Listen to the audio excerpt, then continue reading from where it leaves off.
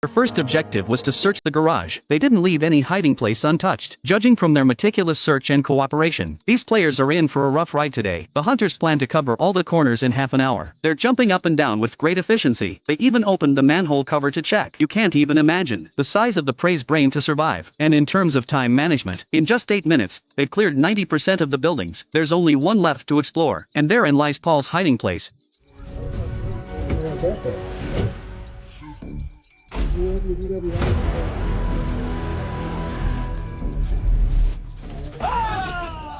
Poor Paul was caught without a doubt. It's just that your hiding spots are too conventional, and there's still 2 prey left on the estate. It's the field that's the hardest part. Right now, they need to hurry. They need to get through that last building. There are plenty of hiding places in the villa. They work in tandem to eliminate any suspicious spots. The first phase was completed in 28 minutes. After confirming the second phase of the search plan, they split into 2 groups to start the field search. This hunter plunged into the jungle so fast that the cameraman couldn't keep up. He can only give the camera to the hunter and let him record himself. On the other side, the bearded hunter is not idle. He's circling in along the border, trying to identify possible jungle camouflage and the possibility of a dive. The camera suddenly returns to the other hunter. He's come through the jungle to the ranch. He's headed straight for the rancher. Good.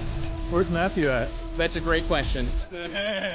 He had noticed the horse in the distance was suspicious. He thought the hunter would disguise himself as the rancher. When he stepped in, he realized the saddle was so high, it had to be fake. By now, the 2 players had been arrested. The hunters gathered together to summarize. Considering the players' mastery of disguises, they suspected that the woods were the hiding place. Will he be disguised as a rocky bush this time? Or a tree? We'll just have to find out on the spot. They quickly arrived at the designated coordinates and split up using the center trail as a dividing line. They drilled into the jungle again. This time, they're not careless. Rather, they focused on observing the weeds and shrubs, or rocks and stakes, so that they don't miss anything. But jungle camouflage is the hardest part of the search. An elaborate ghillie suit is enough to fool the eye, and the player used a professional makeup artist. He also dug into the dirt. The 2 hunters were neither assisted by search dogs, nor were they equipped with equipment such as imagers. This is a test of the hunter's eyesight. They can only check little by little. Whether the player is in the jungle is just a guess. There are still a few minutes left on the clock. There's nothing on either side. They regroup and go back to the starting point. From the look on the bearded hunter's face, he seems to be doubting his judgment. At that moment,